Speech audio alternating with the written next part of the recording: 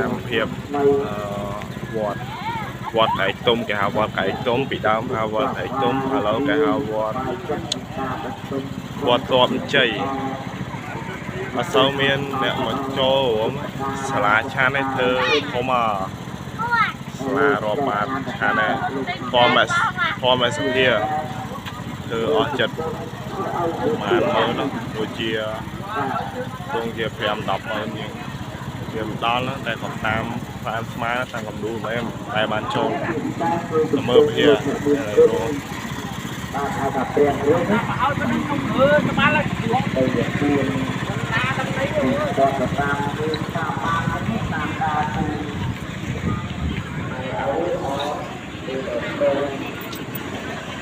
បាទចូលទូសាច់ឆ្លើយទៅបូជា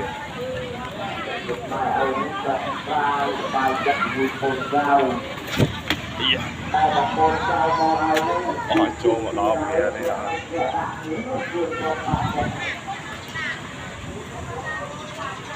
ពុទ្ធសករាជ2558វាត្រូវនៅឆ្នាំ2018ជាងសាងសង់មកស្អាតឥ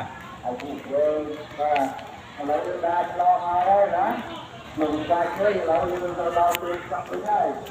បាត់ថ្ងៃសៅរ៍មិនថ្ងៃ15កើតទេបើថ្ងៃ15កើតមិនគេបើកទ្វារសូត្រធម៌តែនេះគេអត់បើកទ្វារយើងទេបើកឲ្យចូលនៅក្នុងស្អាតចម្លាក់និយាយគ្រប់រឿងនេះក្រោយសាលាសាដើមដងលោកដាំច្រើនសាលាឆានអាពីរលិចគេទៅរុះចោលអាពីរលិចគេរុះចោលដោយសារវាចាស់ទ្រុឌទ្រោម